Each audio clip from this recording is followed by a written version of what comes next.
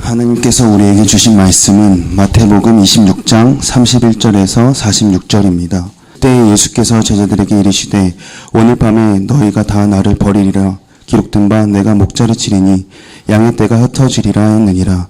그러나 내가 살아난 후에 너희보다 먼저 갈릴리로 가리라.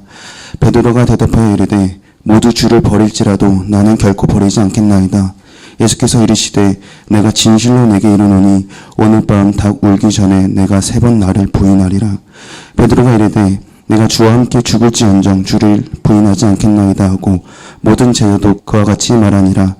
예수께서 제자들과 함께 겟세마네라 하는 곳에 이르러 제자들에게 이르시되 내가 저기 가서 기도할 동안에 너희는 여기 앉아 있으라 하시고 베드로와 세베대야 두 아들을 데리고 가실새 고민하고 슬퍼하사 이에 말씀하시되 내 마음이 매우 고민하여 죽게 되었으니 너희는 여기 머물러 나와 함께 깨어 있으라 하시고 조금 나아가서 얼굴을 땅에 대시고 엎드려 기도하여 이르시되 내 아버지여 만일 할만하시거든 이 잔을 내게서 지나가게 하옵소서. 그러나 나의 원대로 맛이 없고 아버지의 원대로 하옵소서 하시고 제자들에게 오사 그 자는 것을 보시고 베드로에게 말씀하시되 너희가 나와 함께 1시간도 깨어 있을 수 없더냐. 시험에 들지 않게 깨어 기도하라. 마음에는 원이로되 육신이 약하도다 하시고 다시 두 번째 나아가 기도하여 이르시되 내 아버지여 만일 내가 마시지 않고는 이 잔이 내게서 지나갈 수 없거든 아버지의 원대로 되기를 원하나이다 하시고 다시 오사 보신즉 그들이 자니 이는 그들의 눈이 피곤해 밀러라.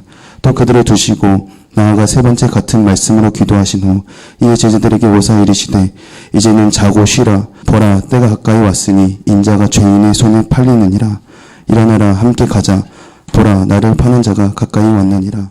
예수께서는 이제 곧 자신이 성전 병사들에게 사로잡혀서 십자가를 지시는 과정을 밟게 될 것을 미리 아시고 성만찬을 함께 나눈 제자들에게 말씀하셨습니다.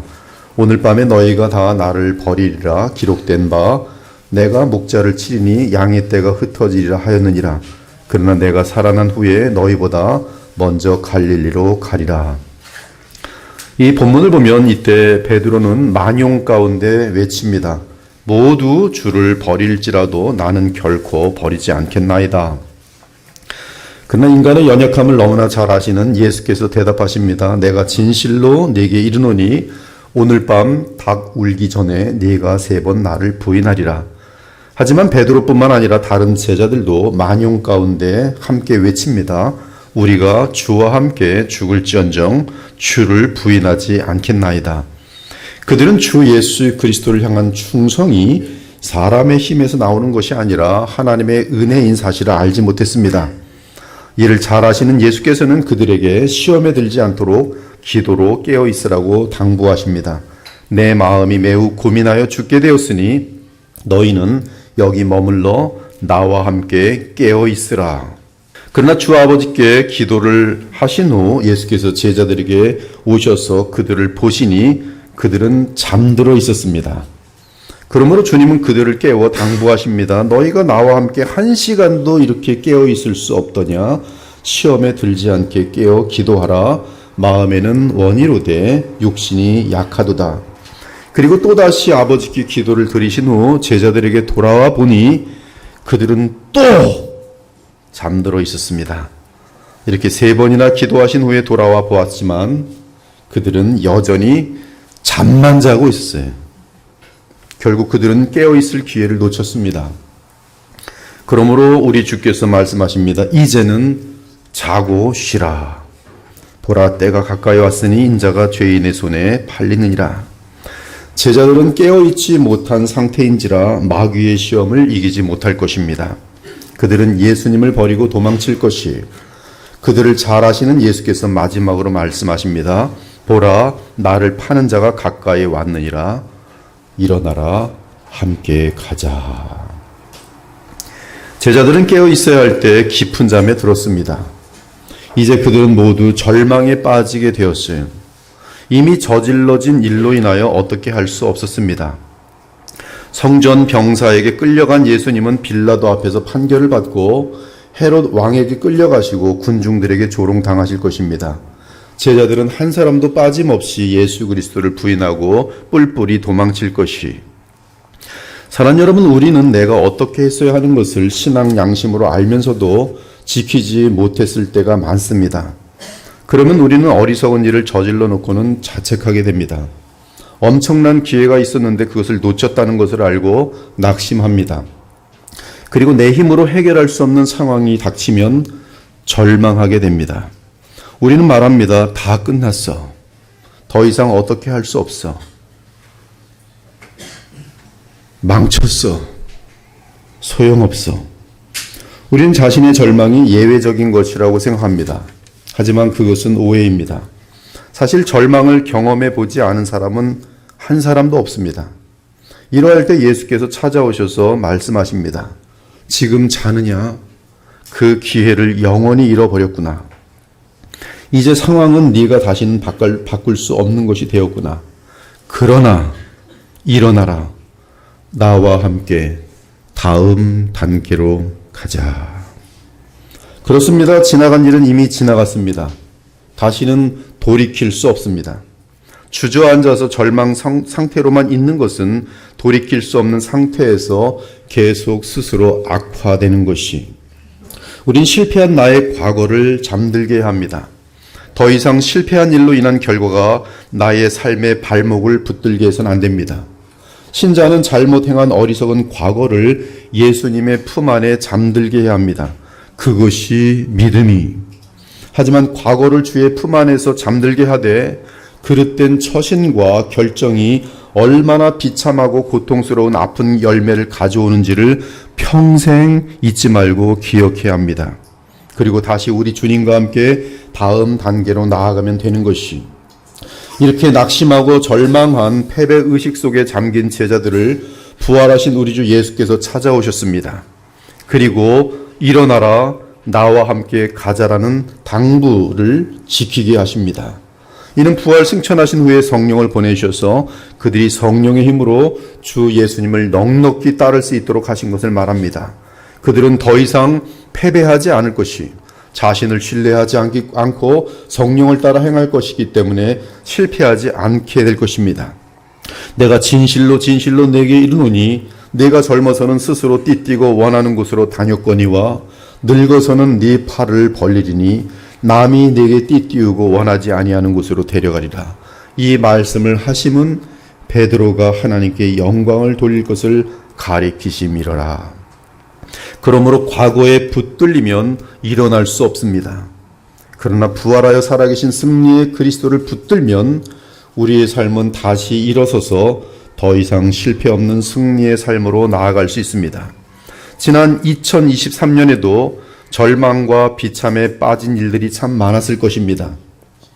그래서 자학하며 머리를 때린 사람도 있을 것이에요.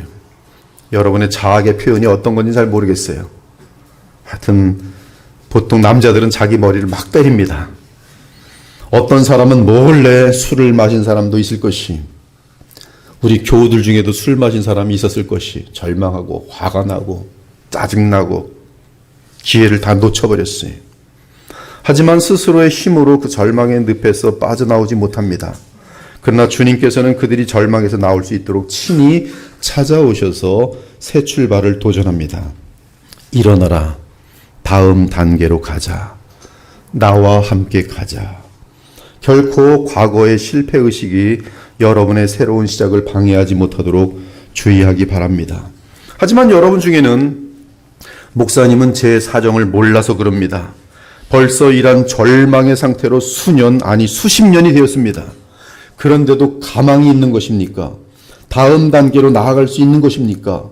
제 눈에 보이는 현실 그 자체가 절망을 가져오는데 어떻게 절망하지 말라는 것입니까? 라고 묻는 사람도 있을 것이. 타당한 질문입니다. 더 이상 비전도 없고 소망도 없는 가운데 어떻게 그 다음 단계로 나아갈 수 있습니까? 그렇습니다. 이런 절망의 상태에서 다음 단계로 향하여 나아가기 위하여는 당연히 전능자의 은혜가 필요합니다. 삶 가운데 어떠한 비전도 없고 열정도 전망도 없을 때, 그럼에도 희망차고 보람된 다음 단계로 나아가기 위해서는 오직 하나님의 은혜가 절대적으로 필요합니다. 그러므로 복음에 집중하여 새 언약에 담긴 전능하신 하나님의 능력을 사용해 보기 바랍니다. 간절한 마음으로 그리스도를 힘입고 하나님께 나아가 주의 십자가 구속으로부터 흐르는 성령의 강력한 능력을 체험해 보기 바랍니다. 그리스도인들이 우리를 위해 십자가 속량을 치르시고 승리하신 그리스도와 연합할 때 불가능이란 있을 수 없습니다. 그러나 비전이 없고 활기가 없고 오직 매일 되풀이되는 지루한 일들 속에서, 되풀이되는 범죄 속에서, 되풀이되는 연약함 속에서 성령으로 인한 하늘의 힘을 얻지 못한다면 그들은 백기를 흔들어 어둠과 마귀에게 항복을 표할 수밖에 없을 것입니다. 그런 경우는 평생 죽는 그날까지 절망과 어둠 가운데 처할 수밖에 없습니다. 그러므로 현실을 인내하며 믿음으로 한 걸음을 내밀 수 있기 위해 승리의 그리스도와 여러분이 믿음을 동원해서 승리의 그리스도와 믿음으로 연합하기 바랍니다. 그러면 하나님과 자신과 이웃을 위해 한 발짝이라도 움직일 수 있도록 되어 있어요. 성경을 펼 수 있고, 기도를 시작할 수 있고, 믿음의 성도들과 교제할 수 있게 됩니다. 예배에 더욱 참여할 수 있고 간절히 기도를 시작할 수가 있어요. 그러면서 복음을 더욱 깊게 알아가며 영광의 그리스도의 사랑을 체험하게 될 때 하나님의 전능하신 은혜와 생명이 여러분의 영혼에 흐르기 시작합니다. 그것이 오랜 절망과 불가능한 상황에서 벗어나 승리할 수 있는 비결이, 짓눌리는 삶에서 벗어나 참된 자유를 누리는 유일한 비결입니다. 유일한 비결이. 그러므로 여러분의 눈을 부활하신 예수님께 고정하기 바랍니다. 그러면 매일 되풀이되는 진부하고 고리타분한 일들이 갑자기 신선하고 즐거운 일이 될 것이, 결코 지루함과 절망이 여러분의 발목을 붙잡지 못할 것입니다. 조잡하고 소심한 염려가 여러분의 마음에 웅크리고 있지 못할 것이, 미움과 증오가 여러분의 인생을 이끌지 못할 것입니다. 그 대신 온갖 종류의 우울증과 착각과 번민이 우리 마음과 생각에서 떠나갈 것이고, 우리는 어느새 진정으로 미소 지을 수 있게 됩니다. 그것이 복음으로 인한 성령의 전능하신 능력이. 사랑하는 여러분, 저는 2023년의 마지막 예배요, 2024년의 첫 예배를 드리면서 성경에 등장하는 세 사람의 절망을 보면서 그들이 어떻게 절망에서 일어나 영원한 승리의 자리에 서게 되었는지를 살펴보고자 합니다. 첫째는 오늘 등장한 베드로입니다. 베드로는 예수님 앞에서 주를 부인하지 않겠다고 그토록 장담한 사람인데 어떻게 되었습니까? 목숨을 버리며 주를 따르기는커녕 저주함으로 주 예수님을 저버립니다. 베드로가 밭갓들에 앉았더니 한 여종이 나와 이르되 너도 갈릴리 사람 예수와 함께 있었도다 하거늘, 베드로가 모든 사람 앞에서 부인하여 이르되 나는 네가 무슨 말을 하는지 알지 못하겠노라 하며 앞문까지 나아가니 다른 여종이 그를 보고 거기 있는 사람들에게 말하되 이 사람은 나사렛 예수와 함께 있었도다 하며 베드로가 맹세하고 또 부인하여 이르되 나는 그 사람을 알지 못하노라 하더라. 조금 후에 곁에 섰던 사람들이 나와 베드로에게 이르되 너도 진실로 그 도당이다. 네 말소리가 너를 표명한다 하거늘 베드로가 저주하며 맹세하여 이르되 나는 그 사람을 알지 못하노라 하니 곧 닭이 울더라. 이에 베드로가 예수의 말씀에 닭 울기 전에 네가 3번 나를 부인하리라 하심이 생각나서 밖에 나가서 심히 통곡하니라.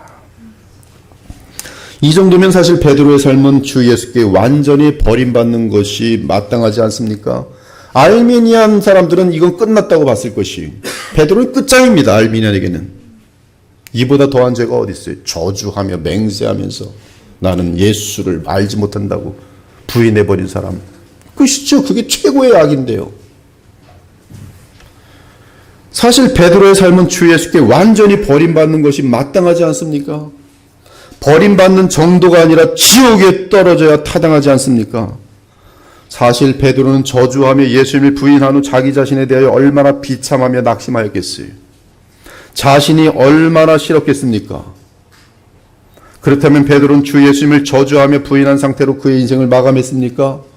놀랍게도 예수께서는 베드로가 주를 부인할 것을 아시고 미리 이런 당부를 남긴 적이 있어요. 시몬아 시몬아 보라, 사탄이 너희를 밀가부로도 타려고 요구하였으나 그러나 내가 너를 위하여 네 믿음이 떨어지지 않기를 기도하였노니 너는 돌이킨 후에 네 형제를 굳게 하라. 그리고 이 예언대로 부활하신 예수께서는 베드로를 찾아오셔서 그를 용서해 주시고 심지어 사도 직분도 다시 회복시켜 주십니다. 그들이 조반 먹은 후에 예수께서 시몬 베드로에게 이르시되 요한의 아들 시몬아, 네가 이 사람들보다 나를 더 사랑하느냐? 베드로의 말을 그대로 가져와서 말하는 것이죠. 내가 이 사람들보다 더 예수를 절대로 부인하지 아니리라. 요한의 아들 시몬아, 네가 이 사람들보다 나를 더 사랑하느냐 하시니 얼마나 찔리겠어요. 이르되 주님 그러하나이다. 내가 주님을 사랑하는 줄 주님께서 아시나이다.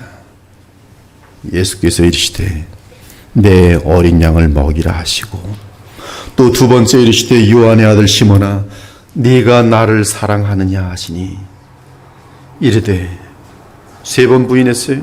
세 번 묻습니다. 주님 그러하나이다. 내가 주님을 사랑하는 줄 주께서 아시나이다. 예수께서 이르시되 내 양을 치라 하시고 세 번째 이르시되 요한의 아들 시몬아, 네가 나를 사랑하느냐? 이 사랑이라는 단어가 다 틀려요. 처음에는 아가페오메 하다가 마지막에는 필레오메, 네 말대로 그럼 친구라도 친구처럼이라도 나를 사랑하느냐 하시니 주께서 세 번째 네가 나를 사랑하느냐 하심으로 베드로가 근심하여 이르되 주마등같이 착 지나가는 거죠. 나 같은 놈, 말할 자격도 없는 놈. 그래도 대답은 해야 될 거 아니겠어요? 근심하여 이르되 주님 모든 것을 아시오매 내가 주님을 사랑하는 줄을 주께서 아시나이다. 예수께서 이르시되 내 양을 먹이라. 사랑하는 여러분, 우리 주 예수 그리스도께서 우리에게 무한한 기회를 주실 수 있는 것은 바로 주께서 치르신 십자가의 희생 때문입니다. 우리 스스로에게는 기회를 얻을 자격이 전혀 없지만 내 대신 우리 주 예수께서 흘리신 보혈 때문에 우리는 죄 가운데서도 다시 일어나 주님이 주신 기회를 붙들 수가 있어요. 두 번째는 마가 요한입니다. 마가의 사촌형은 친절하기로 유명한 바나바 장로님입니다. 바나바는 교회에 자신의 모든 소유를 가장 먼저 다 바친 사람이, 사도행전 11장 24절을 보면 바나바는 착한 사람이요 성령과 믿음이 충만한 사람이라고 소개하고 있습니다. 아무튼 마가 요한은 바나바와 가까운 친척이요 같은 피를 나눈 혈연 관계였습니다. 사도행전 13장을 보면 교회 역사상 최초로 안디옥 교회에서 바울과 바나바를 이방 나라들을 향한 선교사로 보내는 장면이 묘사되고 있습니다. 이때 마가가 그들과 함께 떠납니다. 마가가 그들과 함께 이방 세상을 향한 최초의 선교에 참여한 것은 대단한 사건이, 마가는 이만큼 초대교회에서 인정받고 쓰임받던 소중한 사람이었습니다. 마가 요한의 어머니 마리아는 정말 모든 것을 다 통틀어서 정말 사도들을 섬겼어요. 그러나 선교 여행을 떠난 몇 주 후에 안 좋은 일이 발생합니다. 사도행전 13장 13절을 보니 마가가 교회 역사 최초의 선교 여행을 포기하고 있어요. 바울과 및 동행하는 사람들이 바보에서 배 타고 밤빌리아에 있는 버가에 이르니 요한은 그들에게서 떠나 예루살렘으로 돌아가고, 마가 요한은 이 버가라는 곳에서 갑자기 돌아가요. 선교하러 가지 않고 안 갈래요. 그리고 갑자기 돌아가 버렸어요. 우리 마가 요한이 그 왜 돌아간지 이유는 설명이 나와 있잖아요. 그래서 알 수 없습니다. 아무튼 마가는 갑자기 선교 여행을 중도에 포기하고 버가라는 곳에서 뒤로 돌아가 버렸어요. 이러한 태도는 인내도 없고 용기도 없고, 그리고 무엇보다 책임감이 없는 치사한 행동이. 사실 마가의 중도 포기는 이번이 처음이 아닙니다. 이 사람의 죄성이, 이 지금 마가의 중도 포기는 다시는 하나님 나라에 쓰일 수 없을 그럴 정도의 중대한 실수였습니다. 치사한 행동이었어요. 이때 마가의 어리석은 결정은 그 당시 교회 지도자였던 바울에게 엄청난 실망을 주었습니다. 생각해 보세요. 최초인데, 교회 최초의 선교여행인데 망쳐버리고 있는 거 아니겠어요? 이 마가의 결정으로 인해서 마가는 바울의 깊은 마음속에 한심한 놈, 쓸데없는 놈, 비겁한 놈이라는 낙인이 찍히게 됩니다. 당연하죠. 당연하죠. 사실 마가의 이런 행동은 지금이 처음이 아니, 그는 예수님과 함께 있을 때에도 중도에 예수님을 버리고 도망친 적이 있어요. 제사장과 서기관과 로마 병정이 예수님을 잡아갈 때 마가는 알몸에 뱃이불을 입고 예수님을 멀리서 따라가고 있었어요. 제자가 아린 척, 왜 갑자기 또 다 맨몸에다가 이불은 또 뒤집어 쓰고 이렇게 쫓아가고 있었는지. 그러나 로마 병정이 마가를 알아채자 그는 뱃이불을 벗고 알몸으로 도망친 사람입니다. 제자들이 다 예수를 버리고 도망하니라 한 청년이 벗은 몸에 배에 혼이불을 두르고 예수를 따라가다가 무리에게 잡힘에 배에 혼이불을 버리고 벗은 몸으로 도망하니라. 이 사람이 마가예요. 이처럼 마가는 중도에 관두고 포기하는 데 전문가입니다. 그리고 1차 전도 여행이 마친 2년 후 바울과 바나바는 제2차 전도 여행을 떠나게 됩니다. 이때 바나바가, 마가 요한의 이 친척 바나바가 다시 마가 이름을 들먹거립니다. 바울 사도 이번에 다시 마가를 데리고 갑시다. 바울이 대답합니다. 뭔 소리? 이 중대하고 인류의 역사 가운데, 교회의 역사 가운데 남는 이 어마어마한 선교여행에 마가를 또 데려가다니요. 안 됩니다. 절대 안 됩니다. 그는 비겁한 사람입니다. 자격이 되지 않아요. 저번에 그는 우리를 떠났습니다. 그는 하나님 나라 사역을 감당할 수 없는 사람입니다. 지금 저는 그가 필요 없습니다. 바울이 보기에는 마가는 하나님의 귀한 사역을 감당하기에 자격미달이었어요. 그러나 바나바는 바울과 의견이 다릅니다. 젊은 사람이 실수할 수도 있고 망칠 수도 있는 것이지, 사랑해야죠. 다시 데리고 갑시다. 바울이 안 됩니다. 이 사람이 데리고 갑시다. 안 됩니다. 결국 바울과 바나바는 서로 의견이 나뉘어 심히 다투었다고 돼 있어요. 심히라는 것은 안 됩니다. 갑니다. 이게 아니라 안 됩니다. 이 사람이 왜 이러는 거야? 이 교회 지도자들 둘이, 바울과 바나바가 심히 다투었도다. 얼마나 마가 요한의 문제가 크면 교회 지도자, 그 당시에 최고의 지도자 둘이 심히 다투었도다.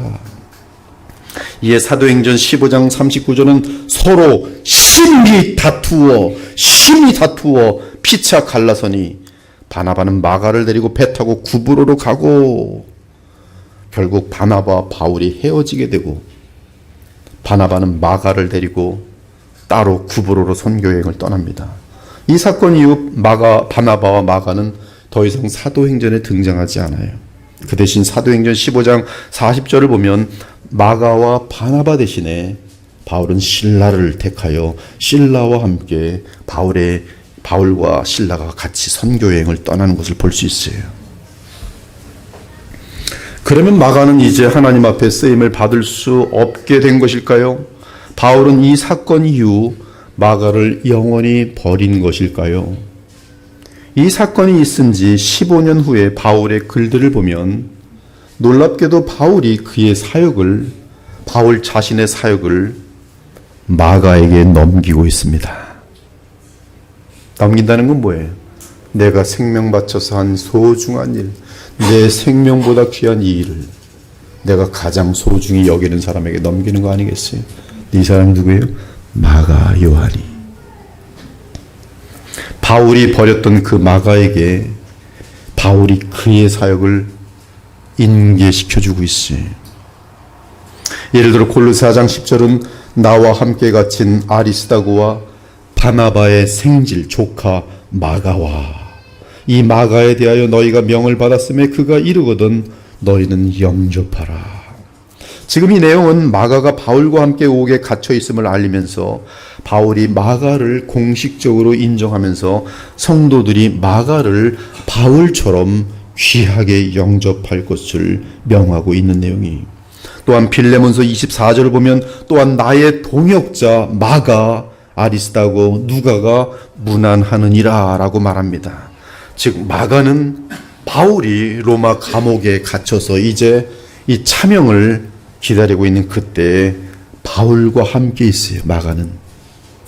그리고 바울의 동역자로 있어요. 더욱이 디모데후서 4장 11절을 보면 누가만 나와 함께 있느니라. 네가 올 때 마가를 데리고 오라. 그가 나의 일에 유익하였느니라. 지금 바울은 마가를 자신에게 유익을 끼친 사람이라고 소개합니다. 이는 바울이 그의 복음 사역에 마가가 큰 도움과 유익을 주었다고 사람들에게 증거하고 있는 것이, 그러면서 바울은 죽음 직전에 마가를 간절히 찾고 있습니다.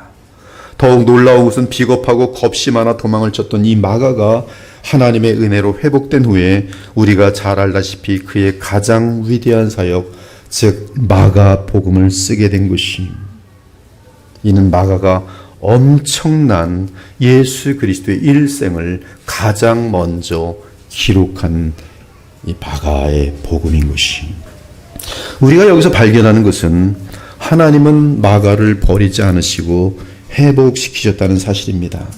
하나님은 그리스도 안에서 그에게 끊임없는 기회를 주셨어요. 인생에 있어서 가장 수치스러운 결정을 내렸던 마가에게 하나님은 예수 그리스도의 십자가 속량으로 인해 여전히 기회를 주시고 다시 회복시켜 주셨어요. 그리고 그러한 하나님의 뜻을 바울은 알고 하나님의 뜻에 따라 마가를 받아들이고 자기 자식처럼 다시 양육하며 기르고 그에게 자신의 사역을 넘겨주고 있는 것이. 이제 셋째 인물로 삼손을 살펴보겠습니다. 삼손은 부끄러운 인물입니다. 소위 바람둥이며 음욕에 불타던 사람이었어요. 결국 그는 창녀 때문에 하나님과의 약속을 무너뜨린 어리석은 사람이었습니다. 그는 뱃속부터 하나님이 따로 불러 세운 나실인이며 나아가 이스라엘의 지도자인 사사였지만 그의 삶은 기생과 함께하던 삶이었어요. 특히 그의 인생의 말기는 비참하기 그지없습니다. 삼손은 소랫골짜기에 들릴라라 하는 여인을 사랑하게 되는데 그 여인은 블레셋 사람들에게 은 1,100냥으로 매수된 더러운 여인이었어요. 술집 마담 같은 사람이 남자의 마음을 기가 막히게 뺏어가는 도 같은 여자입니다. 꼬랑지가 9개에 달린 여우예요. 들릴라예요. 근데 그 들릴라에게 삼손이 되게 어리숙한 사람인 것이죠. 순수하고 머리가 나쁜 거죠. 깨어있지 못한 겁니다. 들릴라는 이 미모와 홀리는 말로 삼손을 속여 그의 나실인의 언약인 최고의 숨겨진 그의 정체인 이 언약인 머리카락의 비밀을 알아냅니다. 결국 삼손이 잠을 자는 사이에 들릴라는 그의 머리카락 7가닥을 밀어버립니다. 그러자 삼손은 힘을 잃게 되고 그때 그 창녀 집에 잠복하여 있던 블레셋 사람들이 그를 붙잡아 눈을 빼고, 눈을 뺀다는 건 묘사는 간단하지만 여러분 눈을 다 뽑아보면 뭐 어떻게 뽑겠어요? 그 사람들이 이렇게 예쁘게 마취질하고 딱 뽑아주겠어요? 아니에요. 쇠꼬챙이, 불꼬챙이 같은 거 눈에다 쑤시는 거예요. 눈을 뽑아가지고 삼손을 붙잡아 눈을 빼고 가사로 끌고 가서 블레셋의 대도시의 가사 도성에 가서 노줄로 묶고, 그리고 큰 이 들소들이 돌리는 맷돌이 있어요. 그 맷돌을 돌리게 해요. 삼손이 눈은 뽑히고 두들겨 맞으면서 하루 종일 하는 게 들소들이 돌리는 맷돌을 돌리고 앉아 있는 거예요. 하나님은 삼손의 인생 가운데 그의 죄성으로 인한 위험을 알려주기 위해 여러 번 위기를 지나게 하셨습니다. 한두 번이 아니. 그러나 삼손은 위기 때만 잠깐 정신을 차릴 뿐 하나님과 동행하는 삶을 살지 않았습니다. 결국 그는 자신의 죄성을 이기지 못하고 간교하고 타락한 탕류의 품에 떨어져 말로 표현할 수도 없는 매우 비참한 삶을 살게 됩니다. 그는 다곤 우상을 섬기는 블레 사람들의 손에 붙들려 눈이 뽑혀 맷돌을 돌리며 가장 비참한 상태가 될 때까지 영적으로 훈련되지 못한 사람이었지. 이에 삼손은 부끄러운 그리스도인의 대표라고 할 수 있습니다. 그러나 성경은 삼손을 믿음의 영웅이라고 부릅니다. 그래서 이거 지금 싫어하는 신학자들도 많아요. 목사들도. 이건 지금 성경이 틀렸다는 거예요. 무슨 삼손이 무슨 믿음의 영웅이냐고. 히브리 11장 32절에 보니 내가 무슨 말을 더하리요. 그 앞엔 쫙 믿음의 영웅들이 있어요. 아브라함, 노아 쭉 하다가 기드온, 바락, 삼손, 입다, 다윗, 사무엘. 이들은 다 믿음의 영웅으로서 내가 다 말하려면 내게 시간이 부족하리로다. 삼손은 정확하게 그의 이름이 믿음의 영웅, 그 어마어마한 이름에 삼손이 딱 들어있어요. 삼손. 분명히 삼손은 위대한 믿음의 사람으로 하나님의 인정을 받았지. 수십 년의 죄악된 삶을 살아온 삼손이라도 그는 마침내 하나님이 인정하시는 승리의 삶을 살아내므로 주님의 나라에서 최고의 영예를 누리는 믿음의 거장이 되었지. 우리는 이 사실을 의심할 수 없습니다. 어떻게 그러합니까? 어떻게 평생 음녀들과 노란한 삼손이 믿음의 거장이 될 수 있습니까? 오네시모도 삼손에 못지않게 아주 악한 인물이 빌레몬서에. 근데 그도 비샵으로 인생을 마쳐요. 영웅, 믿음의 영웅입니다. 믿음의 지도자예요. 삼손이 하나님의 영광을 드러낸 기간은 매우 짧은 기간입니다. 그러나 아무리 짧은 기간이라도 진실한 회개를 통해 깊은 믿음에 이르러 큰 믿음의 역사를 일으켰기에 그는 위대한 믿음의 사람으로 인정받았어요. 자, 그러면 삼손의 회복 과정을 보겠습니다. 잘 들으세요. 그는 첫째, 그는 자신이 지은 죄악과 죄성 때문에 원수들에게 온갖 조롱과 핍박과 고통을 받게 됩니다. 모든 사람에게 버림받는 삶이 됩니다. 아무도 없는 외로운 삶입니다. 삼손은 자신이 지은 죄로 인하여 죄의 열매를 먹고 있습니다. 그 열매는 말로 감당할 수 없는 고통과 부끄러움과 손실이었어요. 이방인들에게 당하는 처절한 조롱은 말로 다 표현할 수 없습니다. 물론 이 고통은 하나님께서 삼손에게 허락하신 것입니다. 삼손은 하나님의 자녀이기에 죄값을 치르지 않습니다. 단지 하나님의 자녀이기에 연단을 받습니다. 그 연단은 죄로 인한 비참의 열매를 먹는 것이, 이때 그 비참의 열매는 실제로 이 세상에서 지옥처럼 고통스럽고 수치스러운 상태에 처하는 것입니다. 그러나 삼손은 주의 연단 속에서 철저하게 낮아지며 회개합니다. 그 회개는 삼손의 믿음을 다시 회복시키고 깊어지게 합니다. 짧은 기간이지만 강렬한 고통 속에서, 강렬한 수치 속에서 자신의 죄성에 대한 혐오가 한없이 끓어오르면서 그 마음은 주를 향하여 한없는 눈물의 회개를 흘리도록 되어 있지. 삼손은 고통과 수치 가운데서 자신의 지나온 삶에 대하여 낱낱이 돌아봅니다. 쫙 기억이 나요. 모든 죄가 너무나 상세하게 기억이 납니다. 그리고 머리를 또 때리는 거죠. 미친놈, 정신 따랐고. 그리고 진심으로 주님과의 진정한 연합을 구합니다. 이에 성경은 그의 머리털이 밀린 후에 다시 자라기 시작하더라. 하나님이 그에게 돌아오시는 장면이, 이는 주의 은혜가 삼손과 함께하기 시작하였다는 뜻입니다. 주의 성령께서 회개한 삼손의 마음속에 역사하기 시작하셨다는 뜻이, 이제 삼손은 회개하는 마음과 함께 자신의 남은 삶을 주를 위하여 다 바치겠다는 각오를 합니다. 이제는 삶의 목적이 딱 한 가지, 오직 예수 그리스도 메시아의 하나님이 진심으로 자신의 생명을 주를 위하여 다 바치겠다고 작정합니다. 자신의 죄성에 속은 어리석은 삶에 대하여 분노하며 그 수욕과 실패의 자리에서 절망하지 않고 자신의 진정한 원수인 죄성과 다곤 즉 죄와 마귀를 대항하여 죽을 각오로 싸울 태세를 취합니다. 죄에 대하여 피 흘리기까지 대항하여 싸우기를 작정합니다.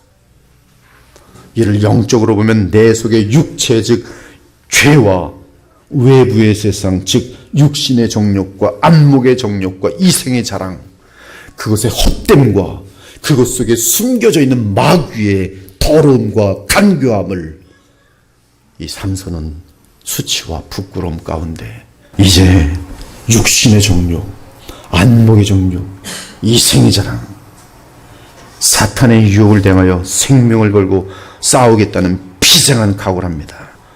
그리고 주님과의 연합이 연결되면서 눈물로 회개하고 주님이 그를 만나주시니 기도가 터집니다.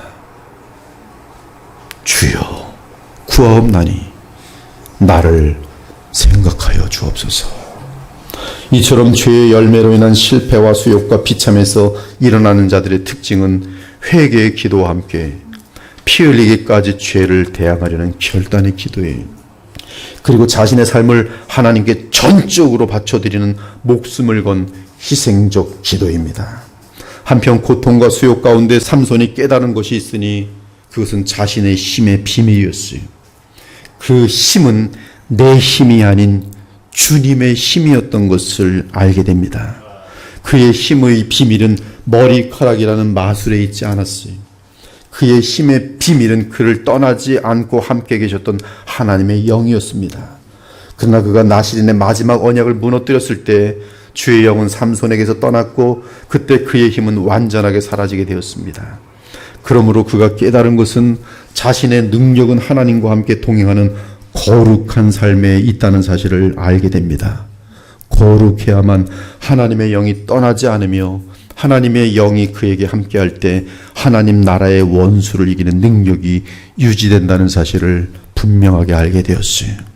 이 비밀을 알기까지 삼손은 하나님이 주신 모든 은사와 능력을 자신의 영광을 위하여 사용하여 왔습니다. 하나님이 주신 기회와 재능을 자신의 쾌락과 자랑을 위하여 사용했어요. 그러나 부끄러움 및 비참 및 고통의 시간을 지나면서 삼손은 처절하게 주님이 그를 떠나시면 자신은 아무것도 아니라는 사실을 깨닫습니다.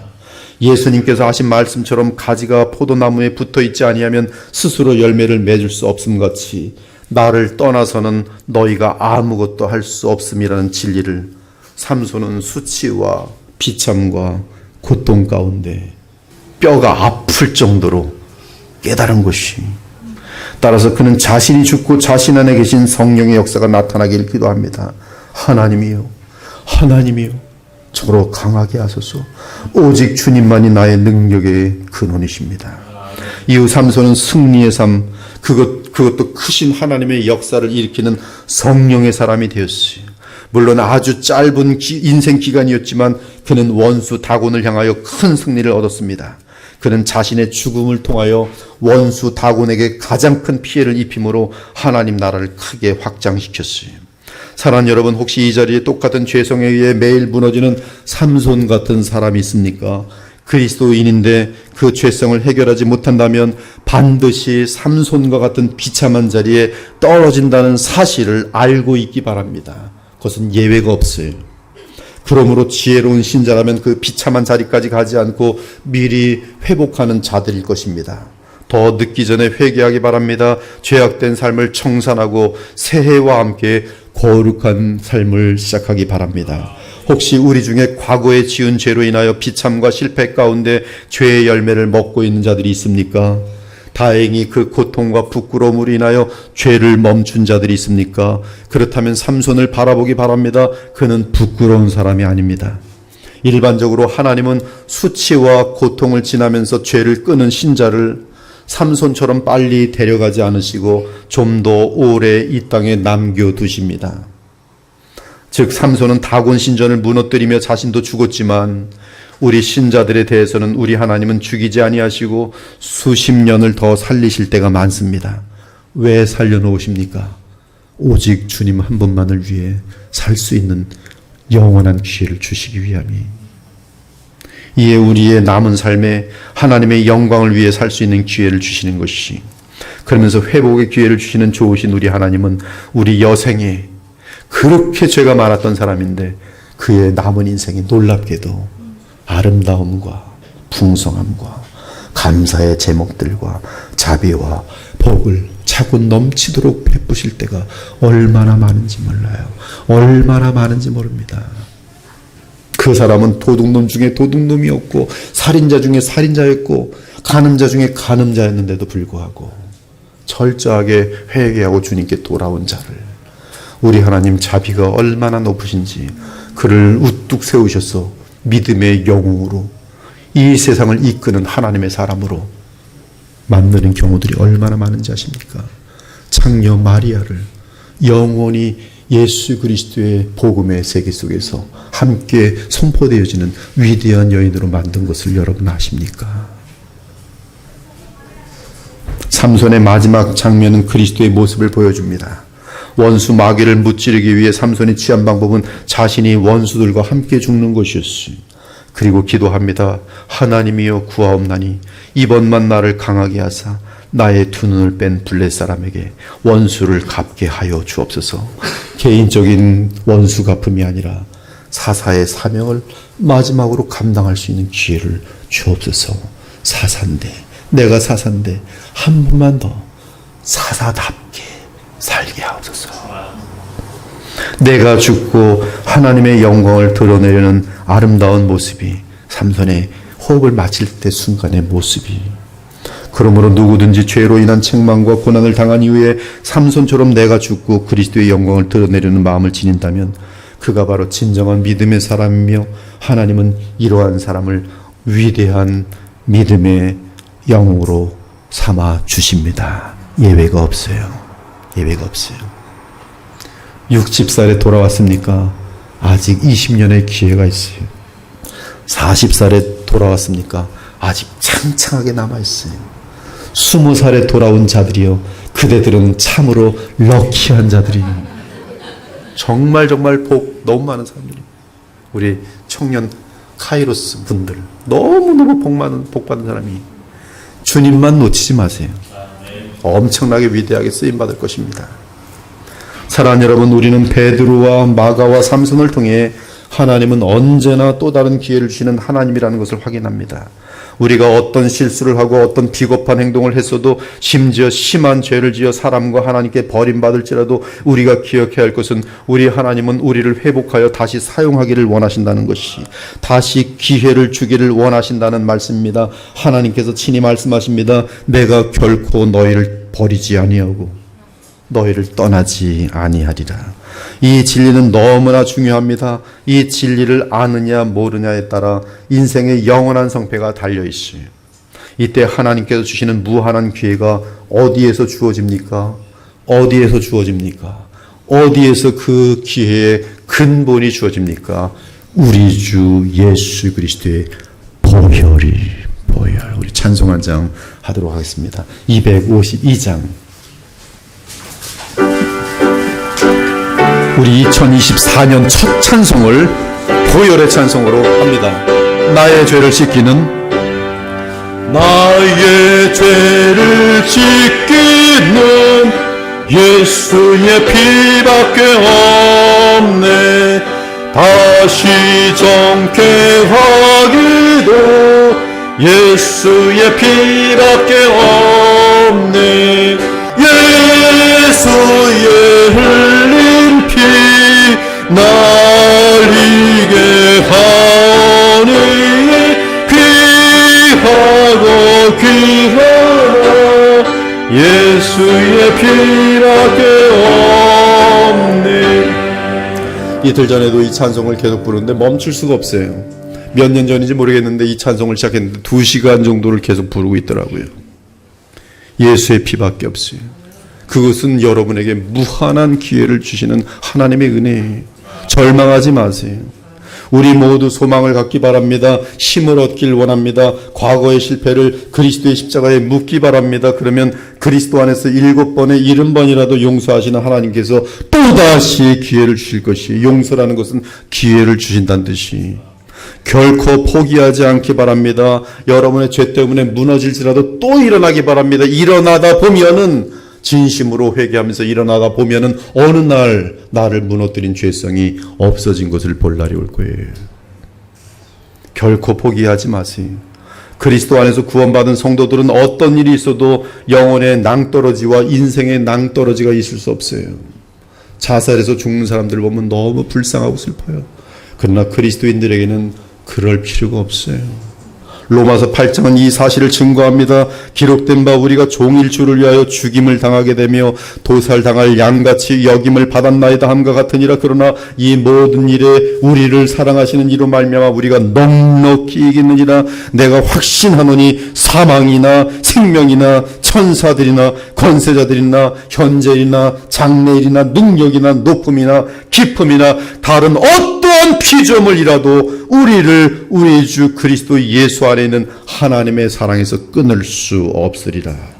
그러므로 감사하기 바랍니다. 어둡고 차가운 그림자를 벗어 던지고 그리스도 안에서 모든 환경을 초월하는 하나님의 평강을 누리기 바랍니다. 그러면서 이렇게 기도하기 바랍니다. 오 주여, 실패와 좌절과 고난 속에서 주 예수 그리스도를 만나게 하신 주의 한량없는 은혜를 감사합니다. 미래에 저를 더 크게 사용하실 것을 믿습니다. 그리스도 안에서 얼마든지 새로운 기회를 주시는 하나님을 믿으며 한없이 감사합니다.